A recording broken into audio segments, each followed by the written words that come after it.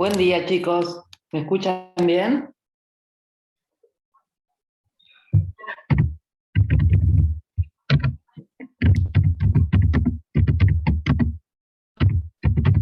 Sí, se escucha bien. ¿Se escucha bien? Bueno.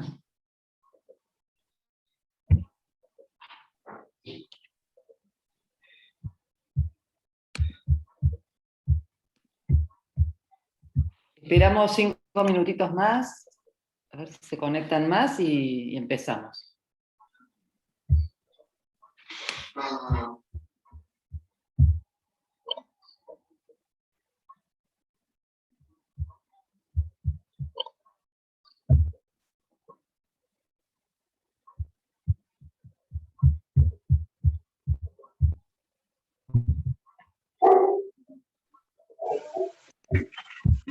¿Qué, mi amor?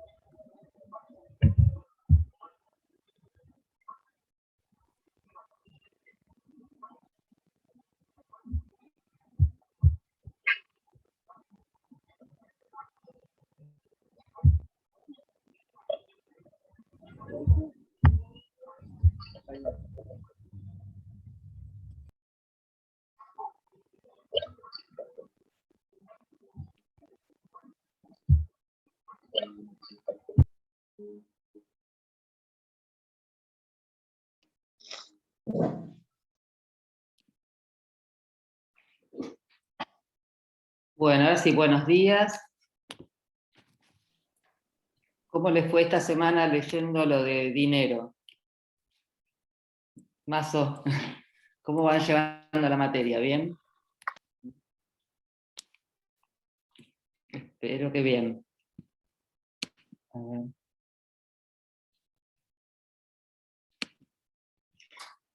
Bueno, si quieren hacemos como siempre, voy siguiendo el orden en que se dio la clase grabada y me van consultando todo aquello que quieran. Bueno, ahí somos un poquito más. Vamos a comenzar entonces hoy con dinero. En realidad vamos a comenzar con el sistema financiero. ¿Saben ustedes cuál es la diferencia entre el resultado económico y el resultado financiero, por ejemplo, de una actividad o de un comercio? ¿Sí o no? Por ejemplo, un comercio que vende al día, supongamos, que tiene, al final del día contabiliza la venta y tiene una venta por 200.000 pesos, y supongamos que puede determinar el costo de ese día, que para el costo tendrá que calcular el costo de la mercadería, la luz, el gas, la proporción de salarios, pero supongamos que son 200.000 pesos de venta y de costos que tenga 80.000. Entonces, los 200.000 de la venta, que sería el ingreso, menos, o la venta menos los 80.000 de gastos, nos daría una utilidad, un resultado económico de 120.000, ¿cierto? Pero el resultado financiero es diferente, porque yo cuando analizo ventas menos gastos y determino la rentabilidad, o mejor dicho, determino la utilidad, y así lo considera el impuesto a las ganancias, considera la utilidad sin tener en cuenta si se ha percibido el ingreso o si se ha pagado los gastos. ¿Esto qué quiere decir? Yo tuve una venta de 200.000, los costos fueron de 80, gané 120, independientemente de que los haya cobrado o no. El resultado económico es un resultado de 120.000 pesos, pero puede pasar que de esos 200.000 pesos, supongamos el extremo, yo todavía no haya cobrado nada, porque la venta haya sido a crédito o con tarjeta, y todavía no se me convirtió en efectivo. Y supongamos que los gastos sí los pagué todo en efectivo. Esto quiere decir que a mí no me entró ningún peso y me salieron 80.000. ¿Estamos de acuerdo? O sea, yo tuve un resultado económico de 120.000 pesos positivo y un resultado financiero de ¿cuánto? De 80.000 pesos negativo, porque yo tuve que desembolsar 80.000 pesos y todavía no cobré nada. A eso se refiere la parte financiera, que tiene que ver con dinero, con la liquidez, con lo que cobro y con lo que pago. El día de mañana, la actividad de ustedes es una actividad que también tiene retrasos en el momento del devengamiento del honorario y el cobro. Entonces, un año a ustedes les puede ir muy bien económicamente, pero mal financieramente. ¿Se entiende? Ustedes les pueden haber regulado unos honorarios en un juicio de 2 millones de pesos. Económicamente ese año tuvieron esa ganancia, pero financieramente, hasta que no lo cobren, no van a ver el efectivo, ¿sí? Entonces, lo financiero tiene que ver directamente con el dinero. ¿Se entiende? Si no me dicen, o seguimos. A ver, acá me consultan algo. Habla de activos y pasivos, me dice Claudia. Sí, tiene que ver un poco con los activos y pasivos, porque los activos en contabilidad es todo lo que tengo más lo que a mí me deben. Los pasivos es todo lo que yo debo. En este caso, por ejemplo, si yo hubiera toda la mercadería o los costos todavía tampoco los pagué, podría ser que financieramente estoy en cero, porque ni cobré ni pagué todavía. ¿Entiende? Y económicamente tengo que medir las cosas independientemente si las cobré o no. Entonces, vamos a hablar ahora del sistema financiero. Entonces dijimos que tiene que ver con dinero. Nosotros habíamos visto en el circuito económico que por un lado había, es el resumen de toda la microeconomía, el circuito, por un lado estaban las familias que demandaban bienes y servicios y las proveía la empresa fabricaba esos bienes y servicios, o sea, vendía los productos a las familias, y las familias estaban en condiciones de comprarlo porque recibían dinero ¿de qué? De recibir las remuneraciones a los factores productivos, ¿sí? Si yo trabajo, si yo le alquilo una propiedad, si aporto capital, voy a recibir a cambio un salario, una renta, un interés, ¿sí? Entonces, con eso que reciben las familias, están en condiciones de comprar los bienes y servicios a las empresas, y el pago ese se denominaba precio de los bienes y servicios. ¿Hasta ahí vamos? Eso ya lo habíamos visto. Ahora, ¿qué pasa? Las empresas, para poder producir, necesitan invertir. Recuerda que las inversiones eran las adquisiciones de capital, bienes de capital, que esos bienes de capital son los bienes que sirvan para producir otros bienes. Además, considerábamos en las inversiones a las construcciones y considerábamos también a las variaciones del stock de mercadería que tenía al inicio y al final. Lo que me quedó todavía no lo vendí, todavía no pasó a ser consumo, entonces lo considero inversión. ¿Cuál es la fuente del dinero que puedan recibir? Para poder invertir, las empresas necesitan préstamos. ¿Cuál es la fuente de dinero para recibir los préstamos? Precisamente es el ahorro de las familias. O sea, debe haber una relación entre el ahorro de las familias y la inversión de las empresas. Sin ahorro no hay dinero para que las empresas puedan invertir. ¿Cómo pasa ese dinero de las familias a las empresas? ¿A través de qué? A través de los bancos. El banco va a ser, o de los intermediarios financieros, que el más común es el banco, y va a ser el intermediario para que el dinero de las familias, que ese dinero que depositan en el banco, se supone que evidentemente es dinero que no están gastando, por lo tanto es ahorro. Ese ahorro va a parar entonces en forma de préstamo a las empresas para que así ellas puedan invertir. Por eso ustedes tenían en la Filmina, decían, mediante el dinero y las finanzas que las familias y las empresas obtienen, se prestan entre sí con el fin de que una es la que consume y la otra es la que invierte. Entonces, el dinero ese que no consume la familia y que tiene forma de ahorro va a pasar a través del banco a la empresa a través de la inversión. Con esa inversión la empresa va a producir y luego la familia va a consumir esos bienes y servicios que se producen. La gente dice puede prestar o pedir prestado porque sus ingresos no se acoplan al gasto que se desean. ¿Qué significa acoplarse? Cuando hablamos en economía de que no se acoplan, es que no se ajustan. Si no se ajustan, es que si el gasto que yo realizo, en este caso el gasto es igual, mayor o menor al ingreso. ¿Sí? En este caso el gasto es menor, entonces tengo capacidad de ahorro y ese dinero que ahorro es el que va a parar a las empresas y con ello pueden invertir. Entonces decimos, las actividades relativas a las finanzas tienen lugar en el sistema financiero, el cual incluye a los mercados, a las empresas y a otras instituciones que toman las decisiones financieras de las familias, empresas y gobiernos. Entonces incluye mercado porque incluye a la oferta, que es la oferta que es la empresa, la familia que es la demanda, la unión entre ambos habíamos dicho que mercado, y actúa también el gobierno regulando la actividad financiera y otros organismos como por ejemplo los bancos. ¿Sí? Tenían ustedes un circuito, ¿vieron? Un circuito del sistema financiero.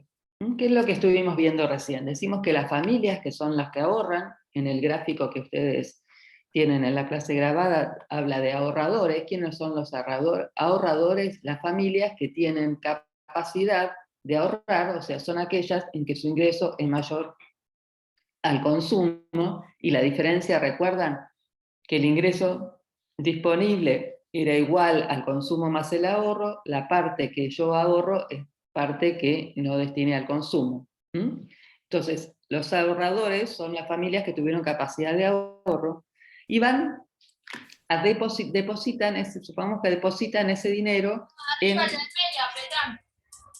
¿Cómo? No escuché bien. No sé si me consultaba. Activó el micrófono, profe, de alguien, no sé. Entonces, las familias depositan sus ahorros en los bancos. Vamos a suponer un país con una actividad más normal. En el nuestro ahora los salarios están bancarizados, o sea, el salario está depositado en el banco. Mientras no lo usemos, el banco puede usar ese dinero. El saldo que va quedando en la cuenta, evidentemente el banco lo va usando, y ese dinero es el que presta a quienes llamamos ahora inversores, que la cabeza de los inversores es la empresa. Entonces decimos, los ahorradores, el dinero que tienen depositado en el banco va a ser de intermediario y lo va a prestar a los inversores, que son las empresas. Con ese dinero, los bancos entonces prestan a las empresas, pero a su vez pueden invertir en los mercados financieros. Con el dinero que tienen ¿cómo puede invertir en el mercado financiero? Por ejemplo, el banco pone ese dinero que tiene recibido de los depósitos, lo deposita, por ejemplo, en fondos comunes de inversión. Lo va comprando o vendiendo acciones, o va colocando en distintos lugares, y con eso obtiene un rédito. Los inversores, a su vez, lo que pueden hacer es, para obtener dinero, es vender acciones o vender títulos en el mercado financiero.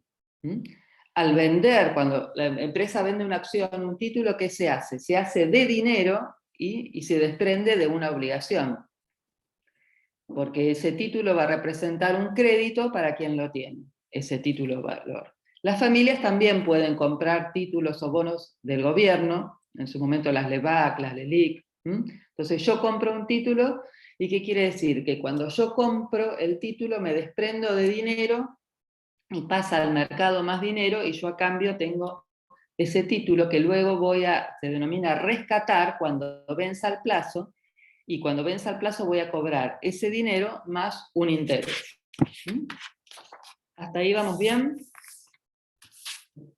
¿Cuál es la parte importante del sistema financiero? Decimos entonces, lo constituye el mercado de dinero. El mercado de dinero, así como hay un mercado de bienes y servicios, hay un mercado de dinero. Hay una oferta y una demanda de dinero. La oferta de dinero vamos a ver que va a estar dada por la cantidad de dinero emitido más la creación de dinero bancario. Por otro lado, tenemos en el sistema financiero los mercados de activos de renta fijas, como los bonos. Entonces, la emisión de títulos, bonos que tienen una renta fija, suponen que, vencido determinado plazo, yo voy a cobrar el capital más un interés fijo, y vencido ese plazo ya sé lo que voy a cobrar. También pueden ser mercados de acciones de las empresas, que yo decida invertir comprando acciones de empresas. ¿Eso me va a dar una renta fija? No, porque el valor de la acción de la empresa es el valor del patrimonio neto de la empresa dividido la cantidad de acciones. El patrimonio neto, ¿cómo se saca? Es el activo, que dijimos hoy es todo lo que tengo más lo que me deben, y a eso le voy a restar lo que yo debo. Entonces ahí me queda lo neto, lo llamo patrimonio neto. El patrimonio neto lo divido por la cantidad de acciones que tiene una empresa, y así saco el valor de la acción. Cuando yo compro una acción, no sé dentro de un tiempo si va a estar valuada a más o a menos. ¿Sí?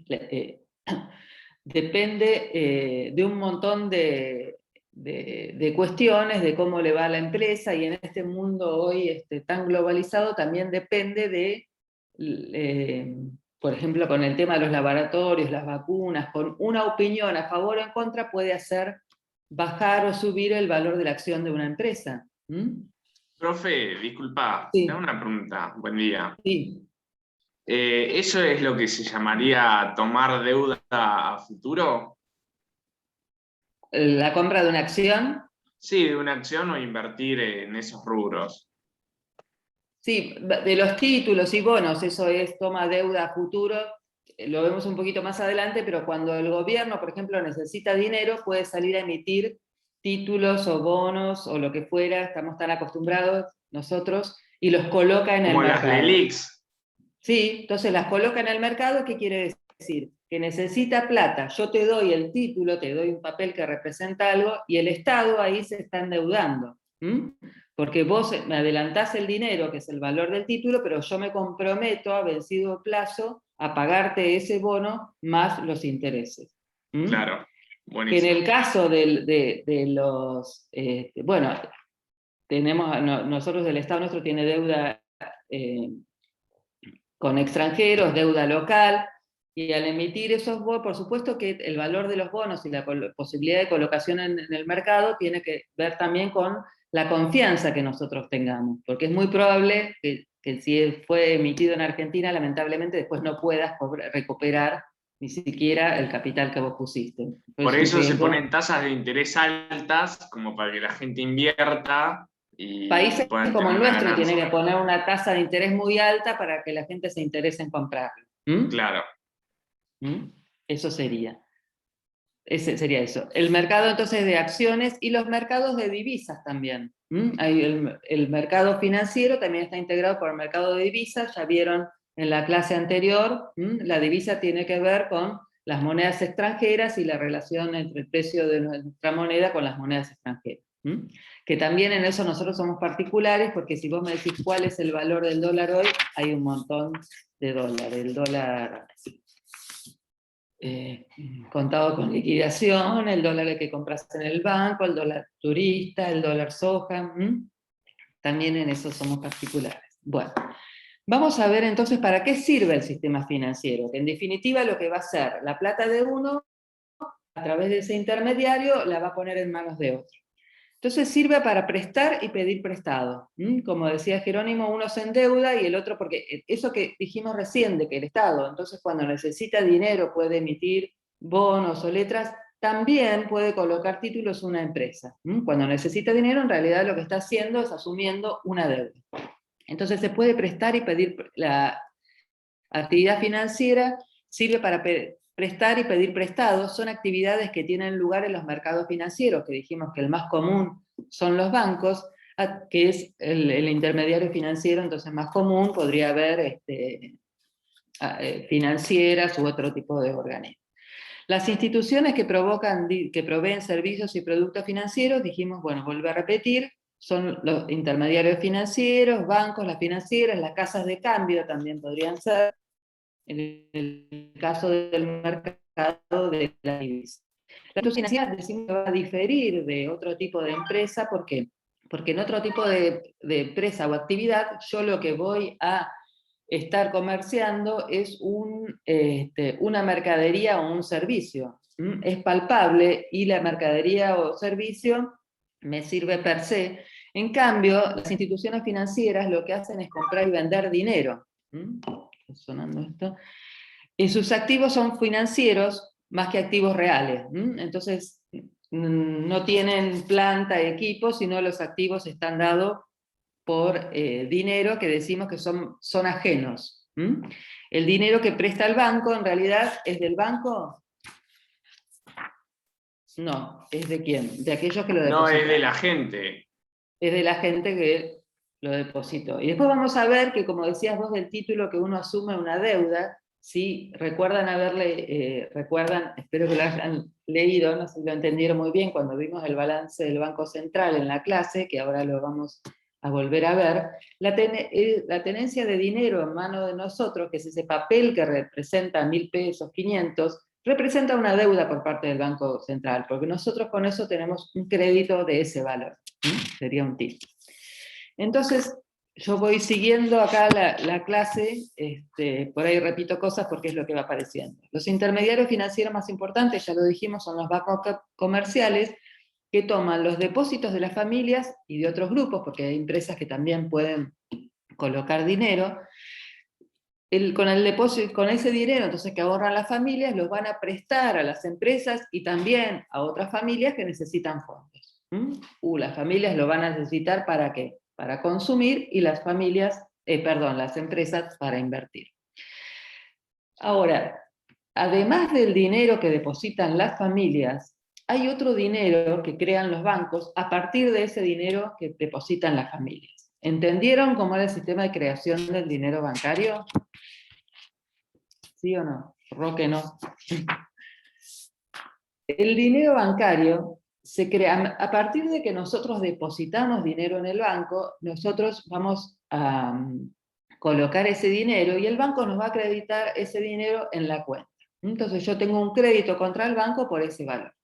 Supongamos que yo pongo 100.000 pesos en el banco. ¿El banco va a tener quieto esos 100.000 pesos? No, el banco va a prestar. Yo voy a darles como el ejemplito que está ahí simple y después lo vemos a ver si realmente puede prestar todo. Si el banco pudiera prestar todos esos 100.000 pesos, supongamos, ahora que estamos todos encerrados en una economía, y son ustedes, estamos todos nosotros. Yo tengo 100.000 pesos los deposito en el banco y ustedes van y piden un préstamo, supongamos que les puedan prestar esos 100.000 pesos. Yo por cuanto que soy la titular original de esos 100.000 pesos, que estaban emitidos, deposité billete papel, o sea, dinero impreso, lo deposité en el banco. ¿Yo por cuánto puedo gastar? Mi dinero no lo tengo yo ahora, lo tiene el banco. ¿Por cuánto puedo gastar yo que deposité 100.000 pesos? Por 100.000. Por 100.000. Y ustedes que pidieron los 100.000 pesos, que los recibieron como préstamo, que en realidad cuando lo piden un préstamo, ustedes también les va a aparecer en una cuenta, porque el dinero que yo tengo acreditado en la cuenta después va a pasar a manos de aquel otro que pidió el préstamo. Y cuando ustedes piden un préstamo, ¿qué hace el banco? Les hace abrir una cuenta y les acredita el dinero ahí y después lo retiran, ¿sí? ¿Ustedes por cuánto podrían gastar? 100.000 también. 100.000, lo mismo. Por 100.000. O sea, billete físico, ¿cuánto hay? Dinero físico. 100.000. 100.000. ¿Y esa economía ahora por cuánto se puede mover? Por 200. Por 200, ¿sí? Ahí el banco creó 100.000 pesos, ¿sí? Si fuera así, que puede prestar todo lo que recibe, no habría límite, o sea, el multiplicador del dinero sería infinito. Pero hay un límite y es porque para garantía de las partes, el Banco Central o el gobierno obliga a establecer un mínimo que deben guardar los bancos, que es la reserva o un encaje bancario. Entonces, supongamos que el encaje bancario sea de 20.000 pesos, ya el banco no va a poder prestar esos 100.000, sino ¿cuánto va a poder prestar? ¿Los hago hacer cuenta hasta ahora? 80. 80. Va a poder prestar 80.000. O sea, en ese caso, la economía ahora tiene 100.000 de dinero emitido y 180.000 después vamos a decir de dinero, de la cantidad de dinero total que va a estar dado por los 100.000 más 80.000 de creación de dinero bancario. ¿Se entiende? Pero, profe, lo que yo ¿Cómo no se entendía, crea? lo que yo no entendía es que no, o sea, no lo pueden estar usando los dos al mismo tiempo. No te Porque, o sea, escucho. ahí se escucha. A ver, ¿Ah? ahora sí, decime. Lo que yo no entendía es, o sea, no lo pueden estar usando ese dinero los dos al mismo tiempo.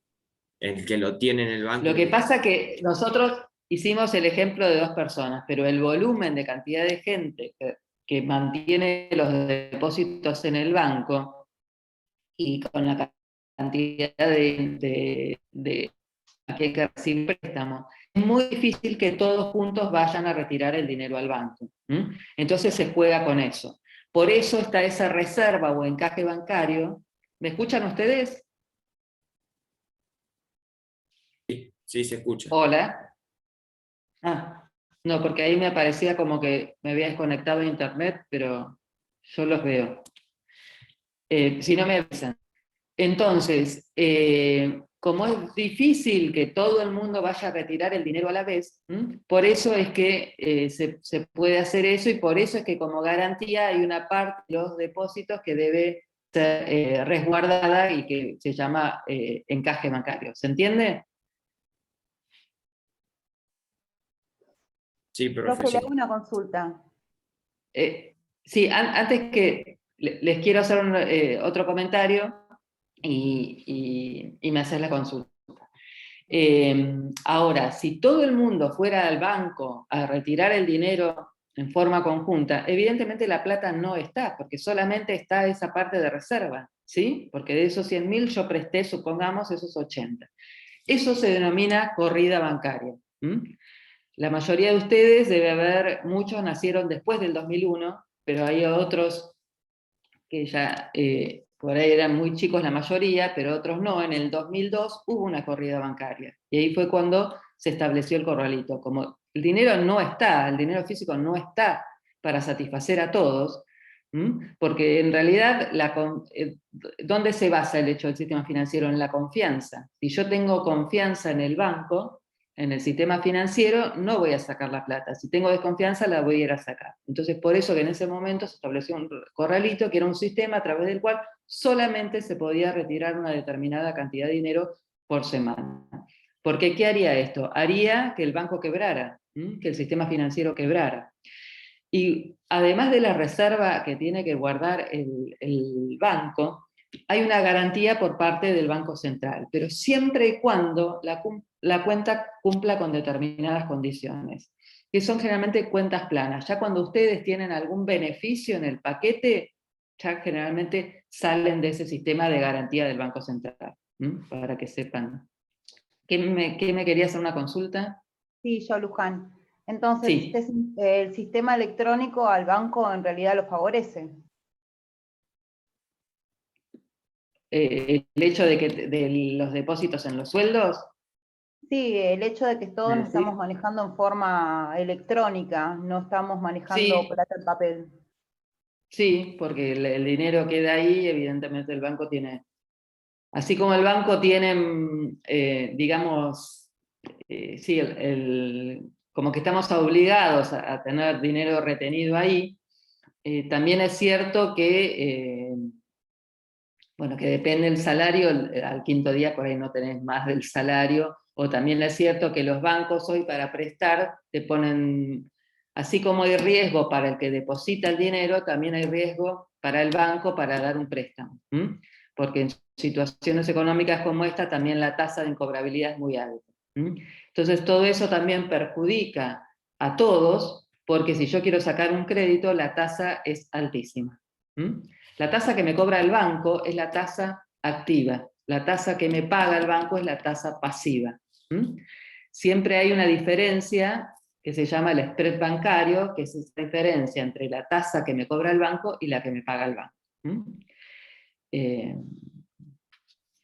Después tienen ustedes la evolución del dinero, eso era muy simple, no van a tener problema, hacemos un repaso general, pero desde el punto de vista económico, el dinero es todo aquello que tenga un poder de compra. Sí, Alberto, ¿me querías preguntar algo? Sí, ahí la pregunta anterior, que hablaba del dinero electrónico. Sí. Al no estar físico es más difícil las corridas bancarias. En realidad, el dinero no es, digamos, no es ese dinero electrónico. El dinero físico está depositado, lo que nos movemos es electrónicamente. ¿Es más difícil la corrida bancaria? Sí y no, porque también es más fácil transferir de una cuenta a otra. Si yo Pero hay tengo límites. desconfianza en un banco... Pero hay límites. ¿Eh? El banco puede limitar, hay límites de transferencia. Sí, hay límites. O sea, Los límites precisamente están también para eso, para resguardarse. Hay que ver desde qué lado me pongo, porque también hoy tengo 24 horas para hacer operaciones en el banco, claro. para mover dinero de una cuenta a otra y antes no. Bueno, sí, todo este sistema electrónico cambia las condiciones. Entonces, el dinero, desde el punto de vista legal, es la moneda de curso legal y forzoso. O sea, en nuestro país es el peso argentino, yo los pesos no me puedo negar a recibir pesos. Si alguien quiere, o sea, si yo hago un contrato, no puedo y alguien me lo quiere pagar en pesos, no puedo oponerme a ello porque es la moneda de curso legal y forzoso. En cambio, desde el punto de vista económico, ¿qué es moneda? Es moneda todo aquello que tenga un poder de compra indeterminado y que tenga aceptación general. Esa es la condición básica, que me lo acepten. Por ejemplo, en nuestro país, si bien la moneda de curso legal es el peso, hay un montón de operaciones que se realizan en otra moneda, que no es la moneda nuestra, que se realizan, por ejemplo, en el mercado inmobiliario, se mueve casi todo en dólares, ¿sí? Entonces, desde el punto de vista económico, es dinero ese.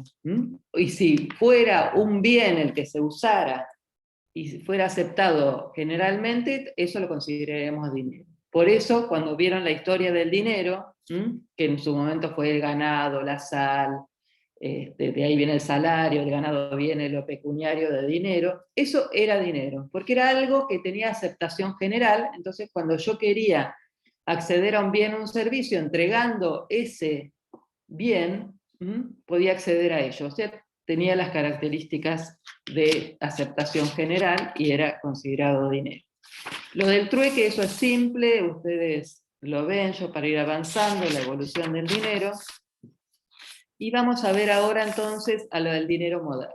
El dinero moderno ya obviamente era complicado buscar en su momento el ganado, la sal, las especias, la plata o el oro. Entonces, en realidad nace porque se iba depositando, se iba guardando la plata y el oro en los mercaderes y a cambio de eso daban un papel, entonces empezó a girar el papel, digamos muy resumido, y eso fue el origen del dinero. El dinero entonces ya no es dinero mercancía, sino que comienza la era de dinero papel. ¿Se desea el dinero por sí mismo? No, se desea el dinero por el valor, por el poder de compra que tiene de otros bienes. O sea, la utilidad es en forma indirecta, porque de nada me sirve el dinero per se, sino por lo que yo puedo acceder con ese dinero. Entonces, el dinero me sirve por las cosas que puedo comprar. No se desea consumir el dinero directamente, decimos más bien se usa, en realidad la utilidad del dinero está cuando yo me deshago del dinero, porque es con lo que puedo acceder con ese dinero. Habrá alguno que la satisfacción es tener el dinero ahí, pero en realidad la satisfacción está en lo que uno puede acceder con ese dinero. Qué basura que soy. Incluso cuando se opta por, decimos, por conservar el dinero, es valioso solo porque después pueda gastarse. El dinero tiene características y tiene funciones. Esto, yo que lo veo como simple, en los exámenes se equivocan siempre. A ver, O gran parte se equivoca. Para responder a si les hacen alguna pregunta sobre características o sobre funciones, las características responden a la pregunta ¿cómo es el dinero? Entonces ustedes si tienen dudas, si le están hablando de una característica o función, háganse la pregunta ¿cómo es el dinero? Estaré hablando de una característica, y ¿para qué sirve? Estaré hablando de una función, ¿sí? Entonces, el dinero debe ser duradero, o sea, tengo que buscar un material que sea duradero, que no sea perecedero, ¿sí? Para que se pueda utilizar, además por el costo de emisión en el tiempo, y pueda pasar continuamente de manos a otras. Debe ser fácilmente transportable. ¿Se imaginan en la época del ganado, o en la época de la sal, que se iba perdiendo la sal? Entonces tiene que tener un tamaño, un peso accesible que sea fácilmente transportable. Debe ser divisible, o sea, no una única unidad de dinero, no un único billete. Tiene que haber distintas, como es fragmentaciones, se debe fraccionar en distintos valores, y todo obviamente mantener la proporción. Entonces tendré un billete de 1000 que equivaldrá a 2 de 500, que equivaldrá a 5 de 100, ¿se entiende? Y los centavos que desgraciadamente en nuestra economía ya van perdiendo cada vez más valor, porque el peso cada vez vale menos, ¿se entiende? Entonces, divisible si es que se puede fraccionar en centavos y se puede fraccionar en billetes de distinta cuantía. Homogéneo, bueno, que un billete de 100 valga lo mismo, me sirva igual que a otro billete de 100 o igual a los billetes de 50, ¿se entiende? Que tengan la misma capacidad de compra. Y tiene que tener de oferta limitada. Y ahí entra en juego, bueno, si hay demasiada emisión de dinero, obviamente cuanto más emisión, algunos sostienen más pérdida de valor y eso está relacionado con la inflación. Entonces tiene que haber una cantidad limitada y obviamente quien la emite quien la imprime es el gobierno. Ahora vamos a ver para qué sirve el dinero, o sea, vamos a ver cuáles son las funciones. Habíamos visto que era, o vieron ya durante esta semana, que era medio de cambio, que era unidad de cuenta, que era depósito de valor y que era patrón de pagos diferidos. ¿Qué significa o para qué sirve como medio de cambio? Es que yo los bienes, antes, por ejemplo, en el trueque tenía que haber una coincidencia entre lo que yo tenía y lo que tenía la otra persona que tenía un bien o un servicio que a mí me interesara, y además de que haber coincidencia de gustos entre ambos, la equivalencia de valores. En cambio, con el dinero se evita todo eso. Decimos que facilita el intercambio, así evita el trueque. Elimina entonces la doble coincidencia de deseos que tenía que haber en el trueque entre uno y otro. Con dinero no es necesario que el vendedor encuentre un comprador que tenga lo que desea y que quiera lo que yo tengo. Se reemplaza el intercambio del trueque mercancía por mercancía, transformándose en mercancía-dinero. Y así uno con el dinero puede acceder después a lo que quiera. Otra de las funciones es que sirve como unidad de cuenta.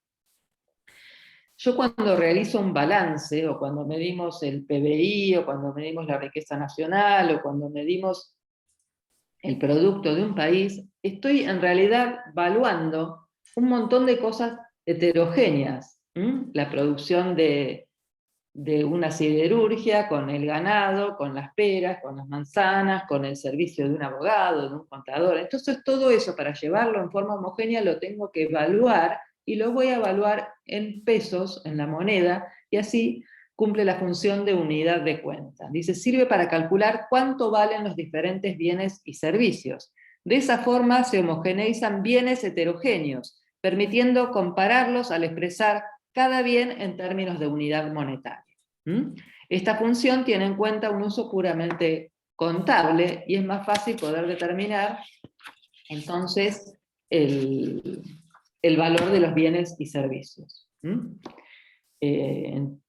Entonces, ¿cómo evalúan el trabajo de ustedes? El trabajo de ustedes, en una sentencia, se va a evaluar en pesos. Entonces, el servicio ese lo voy a tener medido en una cifra que va a ser en pesos. La mercadería en un balance la voy a tener considerada en el balance a un valor en pesos, y eso se va reflejado en el balance. Todo lo mantengo en pesos a unidad de cuenta. ¿Se entiende? El producto, la producción, en realidad se mide generalmente en dólares, porque es una moneda más estable, y además para poder hacer comparaciones con los productos o con las mediciones de otros países. Otra de las funciones es patrón de pagos diferidos. Los pagos que se han de efectuar en el futuro generalmente se especifican en dinero. Si ustedes hacen un contrato de alquiler, van a fijar hoy un precio para algo que se va a ir pagando en el tiempo. Bueno, la ley el año pasado de alquileres se modificó bastante, pero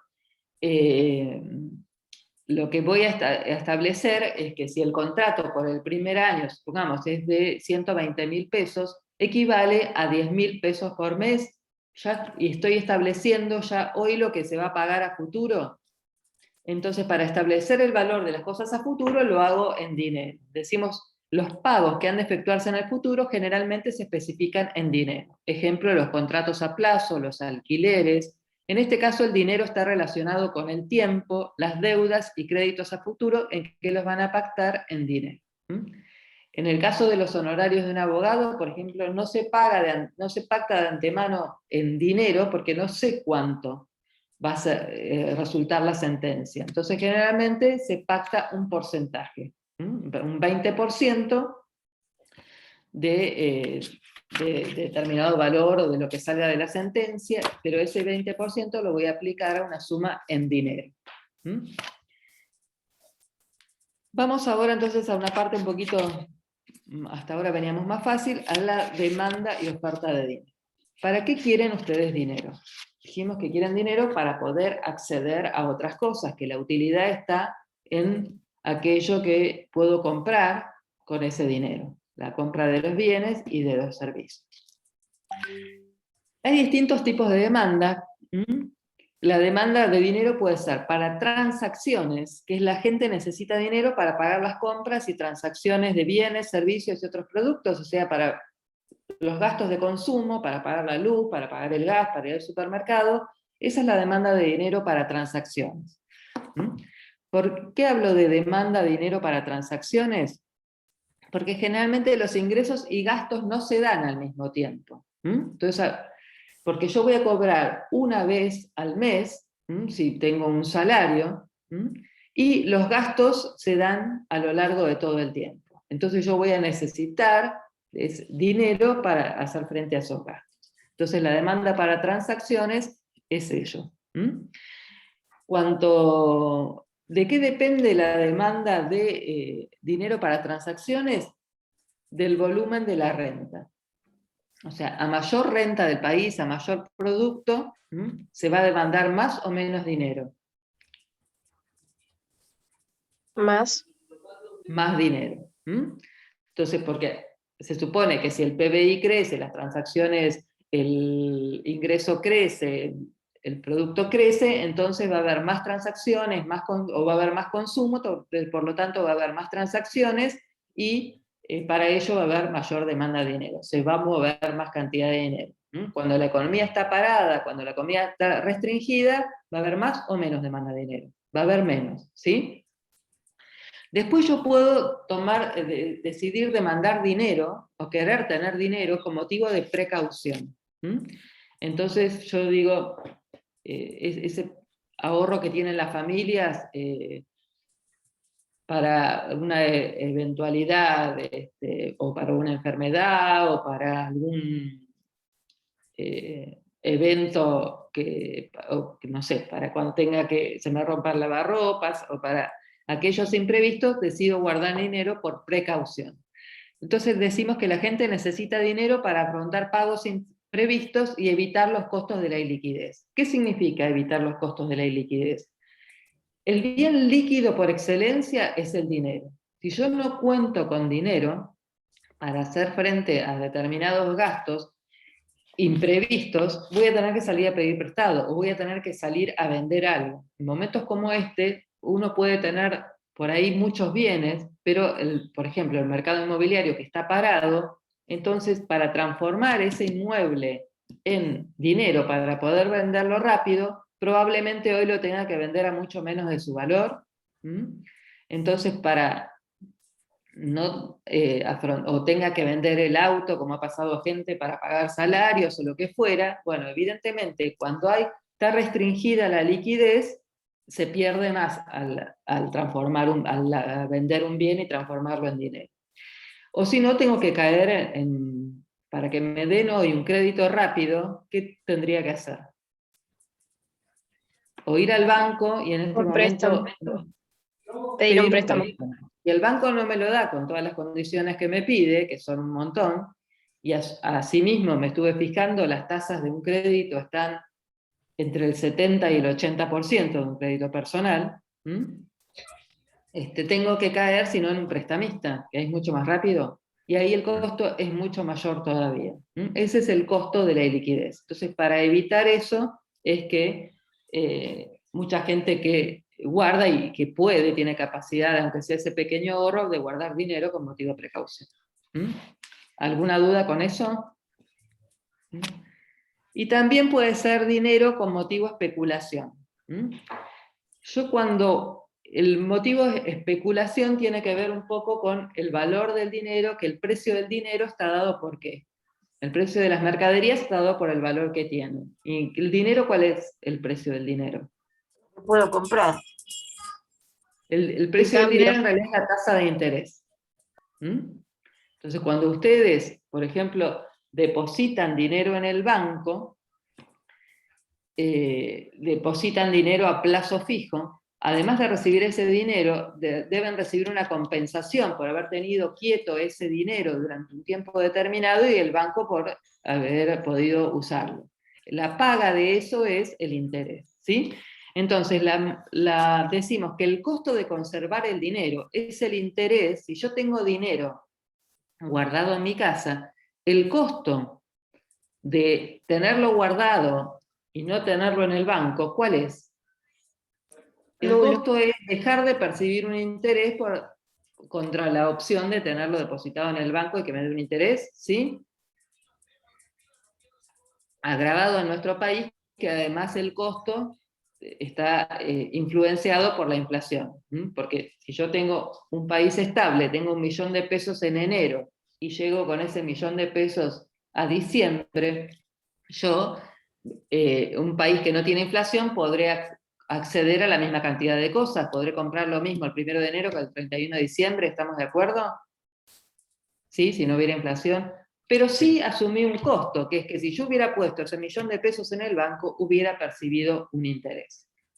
El costo suele estar muy cerca de la tasa de interés de corto plazo, decimos. Entonces, si la tasa de interés es alta y no lo tengo depositado, el costo, o lo que dejé de perder, de ganar es más alto. Si la tasa de interés es baja, lo que dejé de ganar es menos. ¿Se entiende? ¿Sí? Todo esto se complica un poco cuando hay inflación, porque mantener dinero quieto hace que no solo no gane un interés, sino que el poder adquisitivo del mismo se vaya perdiendo. Y ahí la demanda de dinero tiene que ver también con digamos, la expectativa y la confianza que yo tengo en el dinero. Si ustedes al 1 de enero les dicen que les van a regalar, supongamos, $1.000.000 o el equivalente en dólares para que lo puedan usar recién en diciembre, ¿en qué moneda la recibirían? En dólares. Eso está dado por la pérdida de confianza, desgraciadamente, que tiene nuestra moneda, porque lo más probable es que en dólares se mantenga la cantidad, es más probable que mantenga más el valor en una moneda extranjera, como en este caso el dólar, que en pesos, ¿sí? Porque en diciembre, cuando yo quiera usar ese $1.000.000, lo más probable no, con las tasas de inflación que tenemos actuales, la merma en el valor sería mucho mayor que si yo la tuviera, en este caso, en dólares. ¿Se entiende? Después tenemos lo del Banco Central, eso es teórico, no creo que tengan demasiado problema con el tema de la Carta Orgánica. Entonces, la demanda de dinero está, nosotros demandamos dinero con motivo de transacción, precaución y especulación, ¿sí? Así decía Keynes, y el Banco Central es el que regula no la demanda, sino la oferta monetaria. A través del Banco Central es que se emite dinero y se regula también el sistema bancario, por lo tanto regula, en cierta forma, cómo regula la cantidad de dinero bancario, la emisión de dinero bancario. Eso quería decirles. Esto lo vuelven a leer, las funciones del Banco Central, no creo que tengan inconvenientes, dice, controla las variables monetarias, controla y modifica la cantidad de dinero e influye en la tasa de interés. Hay épocas en que se ha fijado la tasa de interés, hoy no se fija, pero se controla la tasa de interés. La tasa de interés, por supuesto que me paga el banco, que es la pasiva, va a ser mayor cuanto más tiempo tenga que tener yo inmovilizado el dinero. O sea, si hago un plazo fijo a 30 días y lo comparo con un plazo fijo a 60, 90 o 120 días, evidentemente el que me va a dar mayor interés, ¿cuál es? El de 120 días. La tasa relativa, les digo, por supuesto que es mayor porque es mayor el tiempo, pero a su vez, en promedio, la tasa mensual va a ser mayor porque yo tengo que tener más tiempo inmovilizado el dinero. Por lo tanto, al tener más tiempo inmovilizado el dinero, el banco se asegura que en esos 4 meses, como decíamos hoy, como creo que Roque había preguntado, en esos 4 meses se asegura que yo no voy a ir a retirar el dinero al banco y va a poder operar con ese dinero. El sistema financiero también rige el sistema financiero, el Banco Central, decimos que regula aspectos técnicos, presta asistencia financiera a las entidades en problemas, o sea, el Banco Central puede asistir a bancos privados que se encuentran en problemas. Por ejemplo, si hubiera una versión de que un banco esté por cerrar, sería probable que ese banco empezara a sufrir una corrida bancaria, entonces el Banco Central podría asistirlo, podría darle préstamos. También el Banco Central resguarda la solvencia del sistema financiero, esto de la solvencia también tiene que ver con lo del encaje, y es la autoridad de aplicación de la ley de entidades financieras. A su vez también el Banco Central establece una moneda de curso legal, que dijimos que era el peso, en realidad es una atribución del Congreso, pero la aplicación está delegada en el Banco Central. Se fija una moneda única de curso legal y válida para la cancelación de obligaciones, que es el peso. El Banco Central, así como cualquier sociedad o empresa, arma su balance, que dijimos que para determinar cuál es su patrimonio neto tiene que tener en cuenta que el patrimonio neto es como si yo en mi casa dijera, bueno, a ver, ¿qué tengo?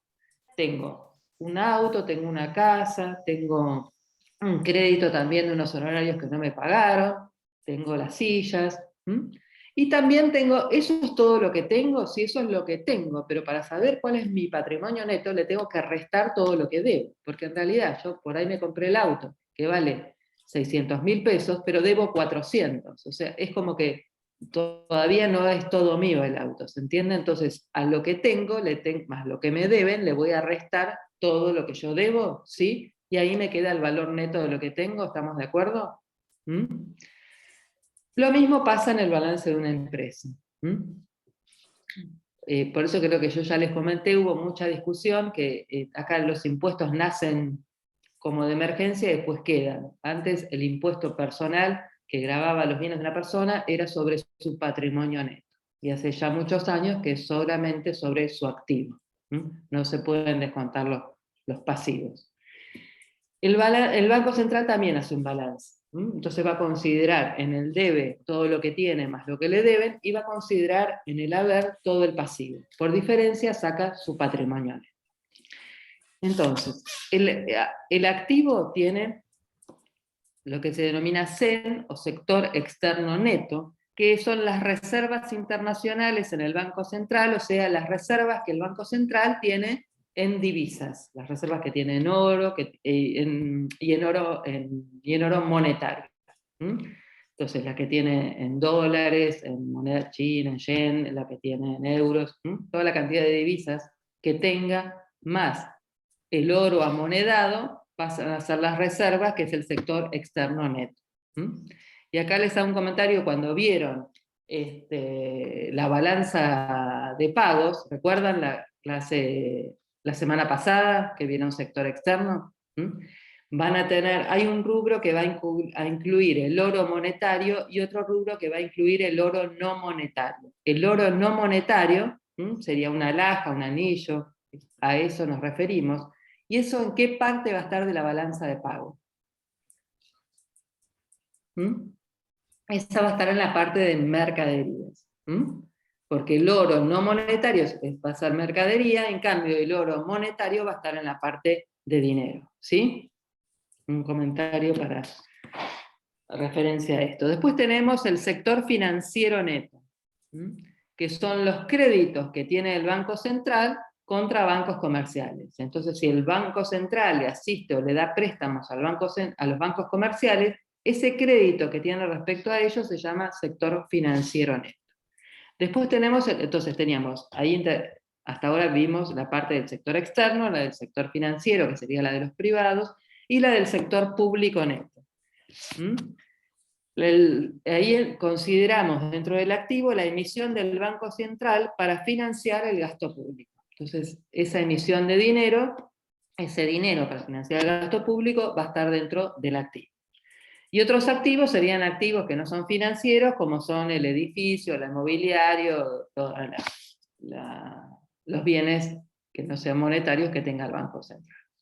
Hasta ahí entonces tenemos el sector externo neto, el financiero neto, que tiene que ver con el resto de los bancos, el sector público, que es la emisión tiene que ver con la emisión para el gasto público, y otros bienes que son los no monetarios. Y por otro lado, tengo el pasivo.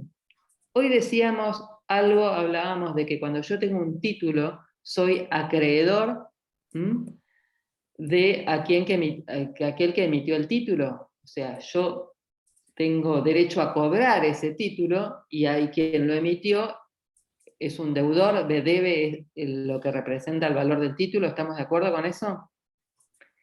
Con el dinero pasa lo mismo. El dinero que yo tengo en mi mano es como representa en realidad una deuda del Banco Central para aquellos que tienen ese papel, ¿sí? No es muy ortodoxo, pero les voy a dar un ejemplo para que se entiendan. Los billetes de 5 pesos, cuando salieron de circulación, pero había un periodo, representaba un crédito, porque ese billete era como un título que equivalía a 5 pesos. Entonces, si yo iba con 2 billetes de 5 pesos, me tenían que dar uno de 10, ¿sí? Porque eso, por más que ya no estuviera en circulación, representaba un crédito que yo tenía y una deuda por parte del Banco Central, ¿sí? Entonces, vamos a decir que el pasivo está conformado por la circulación monetaria, o sea, todo ese dinero que está dando vuelta representa un crédito nuestro para con el Banco Central. El Banco Central debe valores por esa cantidad, ¿sí? Después, otro pasivo que tiene el Banco Central son los depósitos de las entidades menos las reservas financieras en el Banco Central. O sea, los depósitos que realizan los bancos menos las reservas también es dinero que se debe. Y por otro lado tengo pasivos no monetarios. Vamos a analizar bien la circulación monetaria. La circulación monetaria puede ser estar en manos el dinero o de los particulares, de la gente, ¿no es cierto?, en poder del público, o puede estar, ¿en dónde puede estar? En el banco, ¿sí? Si no está en el público, está en el banco. A uno lo llamábamos circulante el poder del público, que si recuerdan el cuadrito era CP, circulante el poder del público, que son las billetes y monedas que nosotros tenemos, ¿sí? Lo que tengo en la billetera, la cantidad que tengo, lo que tengo guardado en mi casa, ese es el circulante del poder del público. Eso representa para mí un crédito para con el Banco Central, ¿sí? ¿Se entiende? Hay otro dinero que lo tienen los bancos, es el circulante en poder de las entidades financieras, o sea, es el dinero que está en el banco. El que está en las cajas, el que está en el cajero, ¿sí? O sea, ese dinero, que en vez de tenerlo yo, lo tiene el banco, lo llamamos circulante en poder de las entidades financieras. Entonces, esa es la circulación monetaria. La circulación monetaria es todo el dinero que está dando vuelta, que o lo tiene el público o lo tienen las entidades financieras. A su vez, los bancos tienen, además de ese dinero, tienen lo que se denomina, acá tengo, depósitos en las entidades financieras. A su vez tienen, de ese dinero que tienen en la caja y del dinero que tienen, por ejemplo, en los cajeros, hay un dinero que está depositado en los bancos. Ese dinero depositado en los bancos, en realidad, hay una parte que dijimos que no la pueden tener los bancos, sino que como resguardo se denomina reserva o encaje bancario, que deben depositar en el Banco Central. Entonces, el circulante en poder de las entidades financieras, más los depósitos que tienen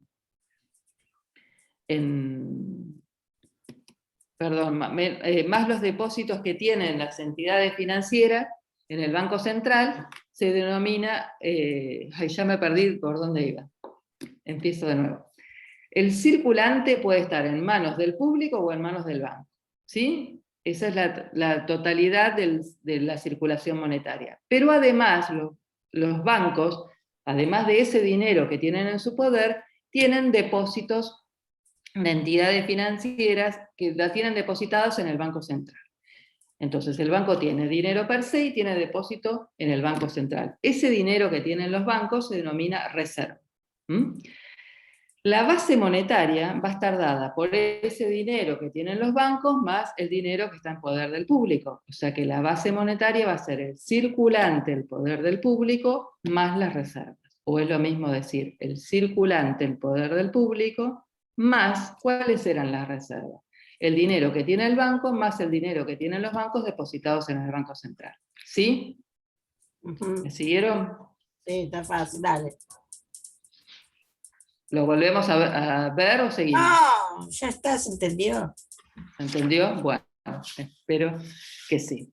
Vamos ahora entonces a repasar un poco todos estos conceptos. La base monetaria. ¿Cuál es la base monetaria? Si vamos al cuadrito anterior, ustedes, bueno, no sé si lo tienen ahí, la base monetaria va a estar dada por el dinero más el dinero bancario. Porque la base monetaria en realidad es toda la cantidad de dinero que esté en mi poder, pero también el dinero que tienen los bancos, que con ese dinero pueden crear dinero, dijimos, y así de esa forma la base monetaria es mayor al circulante. ¿sí? Por esa capacidad que tuvieron los bancos de crear dinero. Entonces la base monetaria es mayor. Decimos que la base monetaria es la circulación monetaria total, y la circulación monetaria total era el circulante en poder del público y en poder de los bancos, ¿estamos de acuerdo hasta ahí? Y a eso le voy a agregar los depósitos de las entidades financieras en el Banco Central, ¿sí? Sí. O sea, lo que voy a estar haciendo es, el circulante al poder del público, le voy a sumar las reservas, que las reservas eran el circulante en poder de las entidades financieras, más los depósitos de los bancos en el Banco Central, ¿sí? Esa es la base monetaria. La oferta monetaria va a estar dada, dijimos que la oferta monetaria viene por parte del Banco Central, es la resultante de la creación de los recursos bancarios, es de la cantidad de dinero emitido, efectuada por el Banco Central, y su multiplicación secundaria a través del sistema.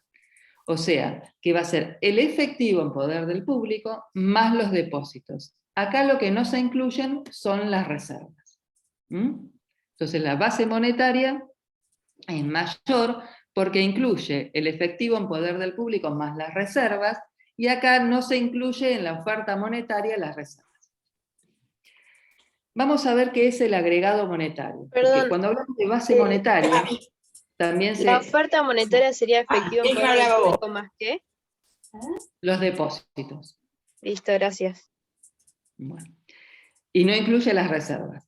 Agregado monetario, decimos que es un concepto no teórico, sino de uso práctico. Y ustedes tenían ahí M sub, acá le ponía M sub 1, M sub 2, en realidad la masa monetaria, la cantidad de dinero que hay es la base monetaria. Cuando nosotros hablamos hoy de la base monetaria, dijimos que era el circulante más los depósitos, esa la llamamos masa monetaria sub 1. A medida que le agrego depósitos con mayor grado de liquidez, M2 es. voy a hablar de M2, cuando le agrego otro Era, tipo de depósito va a M3, ser M3, sí. así a medida que le voy agregando depósitos ¿Algún menos líquidos. cabeza de termo va a preguntar qué es M3? Bueno, dale, que va. ¿Por qué lo de cabeza de termo? No. Bueno, entonces la base monetaria dijimos que es M sub 0, M sub 1, cuando yo considero el circulante poder de público, más los cheques cancelatorios en pesos, que en realidad no se usa acá, más la cuenta corriente, que es dentro de los depósitos en el banco, la que tiene mayor liquidez, voy a estar hablando de M sub 1. ¿Qué quiere decir? Que yo en el banco puedo tener dinero en cuenta corriente. Digo que es el depósito más líquido porque yo puedo ir y retirarlo cuando quiera. Después voy a tener depósitos en caja de ahorro. Ya no voy a poder ir y retirarlo todo cuando quiera. Hay ciertas limitaciones de monto y cantidad a veces de extracciones por mes. Y el menos líquido son los depósitos a plazo fijo, que ya ahí tengo que respetar un plazo para poder retirar el dinero. Entonces tengo M sub 1 es el circulante, el poder del público, más las cuentas corrientes. M sub 2 va a ser M sub 1, o sea que el circulante más las cuentas corrientes, y acá le voy a sumar a M sub 2 las cajas de ahorro. Y luego para M sub 3, ¿qué le sumaré? Los depósitos menos líquidos, que son los depósitos a plazo fijo. ¿Sí? Entonces la base monetaria la puedo medir a medida que le voy agregando distintos tipos de depósitos. Voy a pasar de M sub 1 a M sub 2, a masa monetaria 1, a masa monetaria 2, o masa monetaria 3. Generalmente se habla de masa monetaria y se incluye todos los tipos de depósitos. Vamos a ver ahora entonces, volvemos a ver acá, tenemos para repasar lo que es el dinero bancario. Se los repito porque voy siguiendo el orden para que me sea más fácil. Dinero bancario dijimos que es el resultado de la multiplicación secundaria del dinero, porque la emisión primaria es la cantidad de dinero que se emite. Y hay una multiplicación, dijimos, secundaria, que es cuando interviene el banco, que es cuando puede prestar los dineros que recibió en forma de depósitos, lo va a meter en el mercado para que haya más circulación del dinero a través de los préstamos. ¿Estamos de acuerdo hasta ahí que hemos visto? Esa capacidad de prestar tiene un límite que es el encaje o efectivo mínimo. Esa es la proporción de los depósitos que capta el banco y que no puede ser prestada y que sirve como garantía. Ello es para hacer frente a eventuales retiros de los ahorristas, ¿sí? Si todos fuéramos, por lo menos sabemos que algo va a tener el banco, que son esas reservas o encajes, ¿sí? Que tiene obligación de mantener, para evitar así corridas bancarias. Me estuve fijando ayer, más o menos cuáles eran el encaje, y los encajes varían según los depósitos sean a la vista, o sea, en cuenta corriente, según sean acá en caja de ahorro o según sean a plazo fijo. ¿Cuál de los tres tipos de depósitos va a exigir mayor encaje bancario? ¿Cuenta corriente, caja de ahorro o plazo fijo?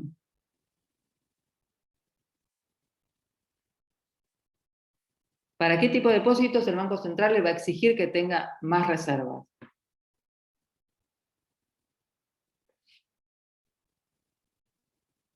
¿No? ¿Para cuenta corriente que está en un extremo o para plazo fijo? Cuenta corriente.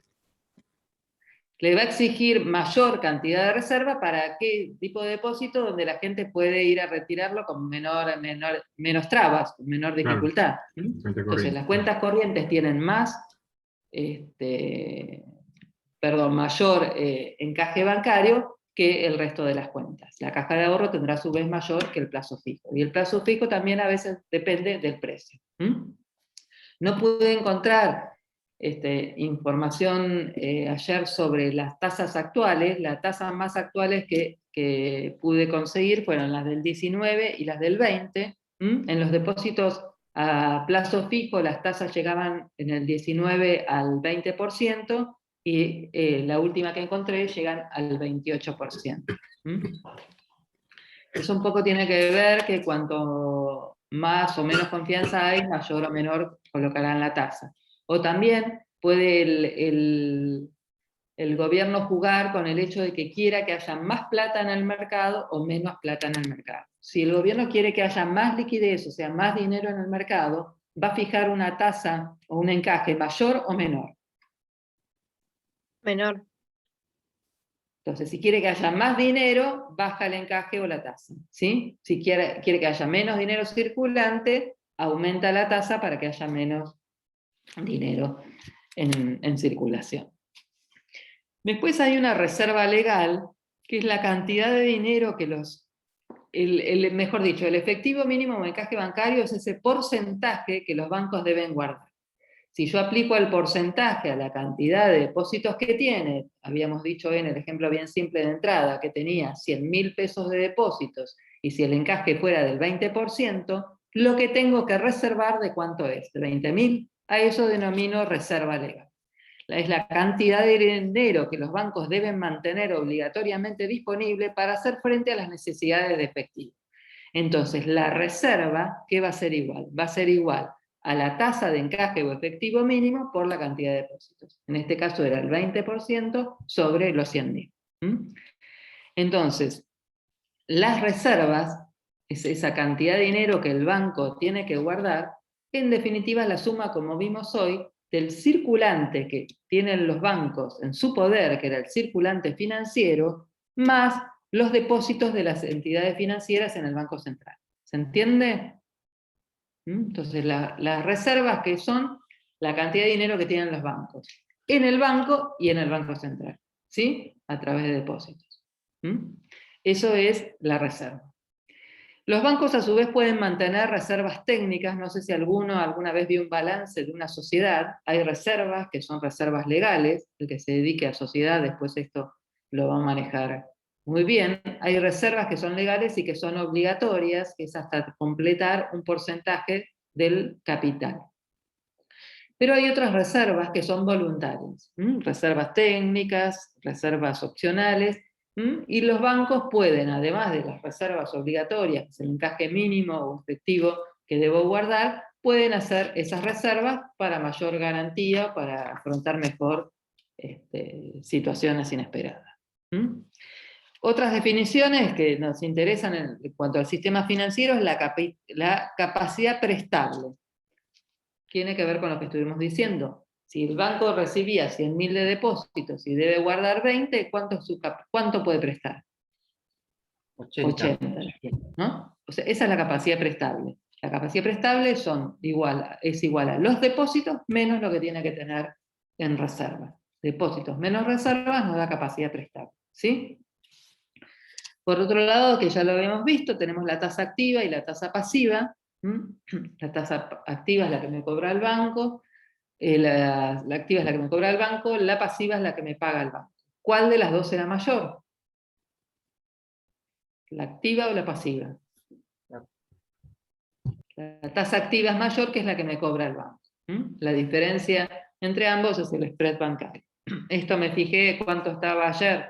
Esto también ustedes cuando, no sé si alguno ya trabaja en un estudio, pero cuando calculen deudas y tengan que aplicar tasa activa y pasiva, la página del Colegio de Abogados tiene un sistema de calculadora muy útil y sencillo. Ustedes ingresan la deuda, ponen cuál es la tasa que tienen que aplicar, la tasa activa del Banco Provincia, del Banco Nación, o una tasa promedio de 30 días, o la tasa pasiva, y allí les da el valor. Bueno, eso hice yo ayer para contarles a ustedes cuánto está en este momento la tasa promedio, porque ahí depende del tipo de préstamos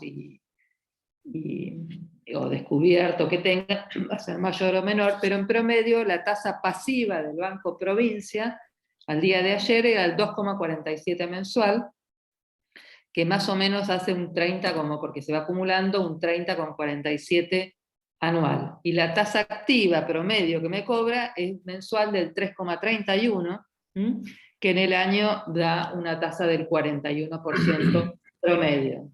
Porque hay algunos préstamos como los personales, que es la que menos garantía tienen, que las tasas superan el 70%. Y creo que les comenté una vez que antes, por ejemplo, los honorarios judiciales, se aplicaba tasa pasiva y los abogados, la verdad, lograron que se recompensara de mayor forma. Hoy se aplica la tasa activa. En este caso, en lugar de 2,47, se aplicaría el 3,31 mensual.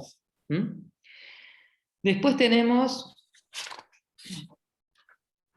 la creación del dinero bancario, que lo tienen en un cuadrito, que ya creo que lo entendieron y lo vimos. Después el requerimiento de reservas. Todo esto estoy siguiendo acá, lo hemos visto. Después tenemos el multiplicador monetario, que algo ya hablamos. El multiplicador monetario es aquel que permite, entonces, que además de los 100.000 pesos que están emitidos, pueda haber 180.000 a través de esa creación del dinero bancario. Eso hace multiplicar el dinero. ¿Y de qué depende esa multiplicación del dinero? Que la tasa de encaje o efectivo mínimo sea mayor o menor. Entonces, la expansión va a ser mayor cuanto menor sea la tasa, menor sea el porcentaje que yo tenga que tener inmovilizado o que no pueda prestar, y menor va a ser cuanto mayor sea la tasa. ¿Alguna duda con eso? Y ahí lo tenían con un grafiquito. Que en forma de gráfico decimos que cuantifica la relación entre el agregado monetario considerado y la base monetaria. La base, recuerden entonces, que era el circulante más en el poder del público más las reservas. O sea, ¿qué es la base monetaria? La cantidad de dinero que hay, que o lo tenemos nosotros o lo tiene el banco. Lo que tenemos nosotros es circulante en poder del público, y lo que tiene el banco son las reservas, que es el circulante financiero, o sea, el circulante que tienen los bancos, más los depósitos que los bancos tienen en el Banco Central. ¿Sí? El número de veces dice que el agregado monetario supera a la base monetaria, o sea, la base monetaria es una, que es esa, la cantidad de dinero que tenemos nosotros, que tienen los bancos y que tiene el banco en el Banco Central, pero el agregado monetario va a estar incrementado por el multiplicador o por la creación de dinero bancario. ¿Sí? Y vuelvo a repetirles, a mayor reservas va a ser menor el multiplicador, por lo tanto va a ser menor la capacidad que pueda crecer el dinero bancario.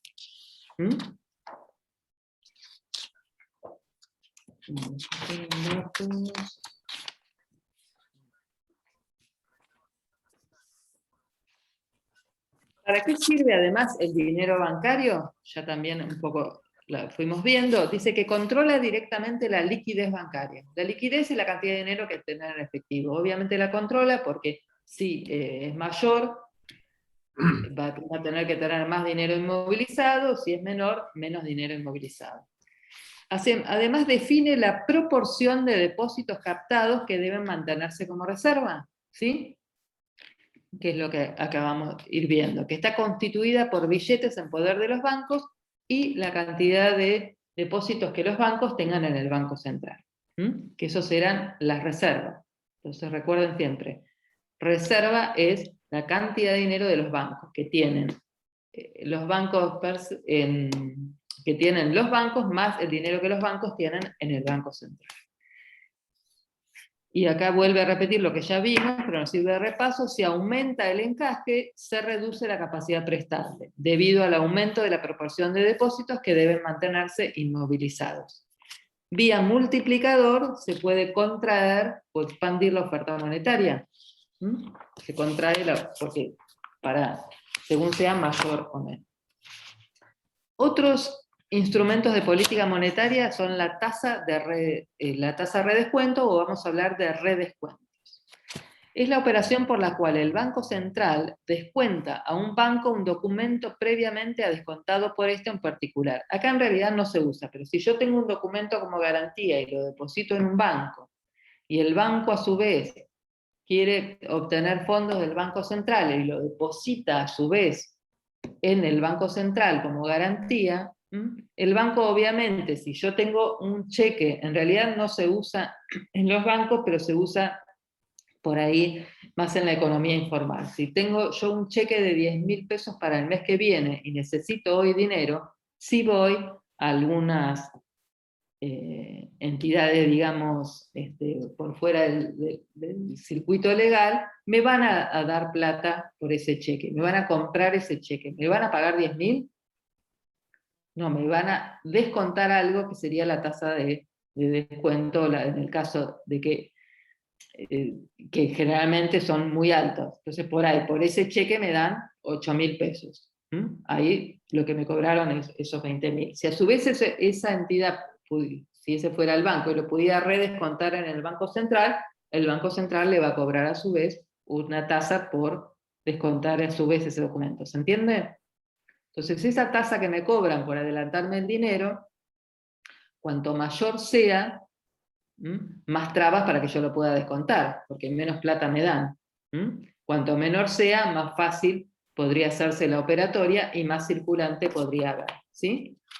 Ya no tengo que esperar al plazo del cheque y me cobran poco, lo descuento. Ahora, si me cobran demasiado, ya lo pienso distinto.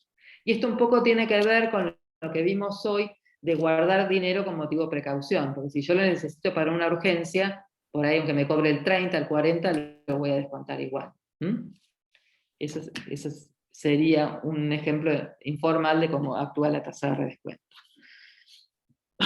Entonces decimos que la política de redescuentos del Banco Central consiste en determinar qué documentos pueden ser redescontados, por ejemplo, en este caso un cheque postdatado, y fijar una tasa, y fija la tasa que los bancos cobran por ese préstamo otorgado. El monto de redescuentos constituye una expansión primaria, porque evidentemente si puedo redescontar va a haber más dinero en circulación. Una baja en la tasa de redescuentos, ¿qué va a hacer? Va a abaratar para los bancos comerciales la posibilidad de hacer redescuentos de documentos. Entonces dijimos, si a mí ese prestamista me cobraba menos por redescontar el cheque, por descontarle el cheque, o sea, porque me adelante el dinero, eso va a facilitar más. Bueno, lo mismo pasa con los bancos con el Banco Central. Ya les digo que acá no es muy habitual.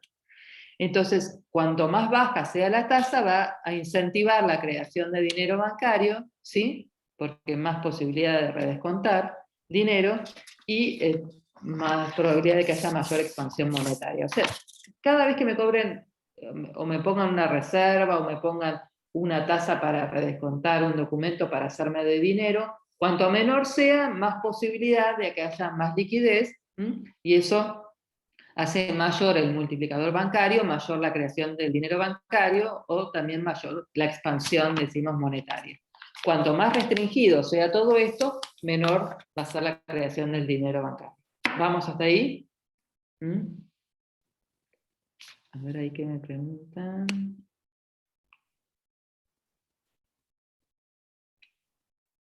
Bueno. Después tenemos la política de crédito. También el Banco Central puede orientar las políticas de crédito fijando condiciones y fijando tasas. A veces cada tanto el Banco Central establece pautas, por ejemplo, para créditos hipotecarios, que establece para determinado grupo de gente que tiene que reunir determinadas condiciones, cuáles pueden ser las tasas máximas, ¿sí? Y por último, lo que nos queda es graficar la oferta y la demanda monetaria. Cuando nosotros graficábamos en el mercado de bienes, graficábamos una oferta y una demanda. La demanda era decreciente y la oferta era creciente. A mayor precio yo quería ofrecer más, a menor precio menos, y cuando demando, a mayor precio quiero demandar más, y a menor precio demandar menos. Bueno, aquí tenemos que el precio, ¿cuál va a ser el precio de el dinero? Ya lo dijimos, es la tasa de interés. Y la demanda, entonces, va a ser una demanda también decreciente, que tiene que ver con el precio del dinero, que es el interés, pero la oferta va a estar determinada por la política del Banco Central, o sea, por eso la oferta en el gráfico la tenían como una regla. La oferta es fija y lo que va a variar es la demanda. En este caso consideramos a la oferta fija. Se puede regular o la cantidad o la tasa de interés. Generalmente los organismos regulan la tasa de interés. Entonces, ¿qué significa? Que cuanto más alto es el interés, ¿por qué decimos que es decreciente? Porque cuanto más alto es el interés que me paga el banco, ¿yo voy a querer tener dinero encima? No, lo voy a querer tener en el banco. Entonces, a mayor interés, menor demanda de dinero. A más bajo interés, prefiero tener el dinero y no colocarlo en el banco. ¿Sí?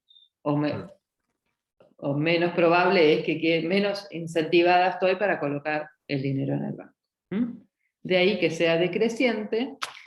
Entonces decimos que la demanda de dinero tiene que ver un poco, además, voy a decir que a mayor actividad voy a tener más demanda de dinero o menos. Si hay más actividad, hay más producción, hay más PBI, hay más consumo, entonces a mayor actividad, ¿más demanda de dinero o menos? Menos para mí. Más demanda de dinero. A menor actividad, menos dinero quiero tener, ¿sí? Entonces, vimos lo del interés y también lo podemos analizar del lado de la actividad. Y a su vez la demanda de dinero tiene que ver con lo que decíamos hoy, con la confianza. A mayor confianza en una moneda, más voy a demandar. A menor confianza, menos de esa moneda voy a demandar.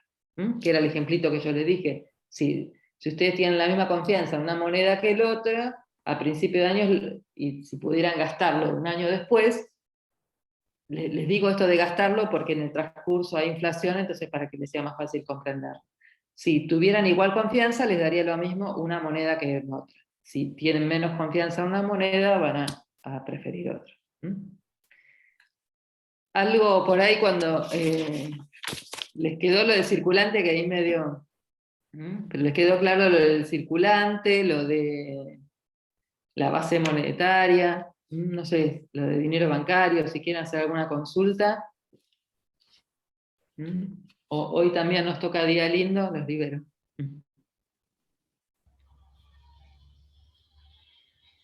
Terminamos entonces. Si tienen alguna duda, me preguntan. ¿Todo ok? Muy clara la Bueno. clase. Bueno, suerte mañana y bueno, sigan avanzando. Gracias, bien. profe. Chao, chao. Ah. Bueno, profe, gracias. Gracias, ¿eh?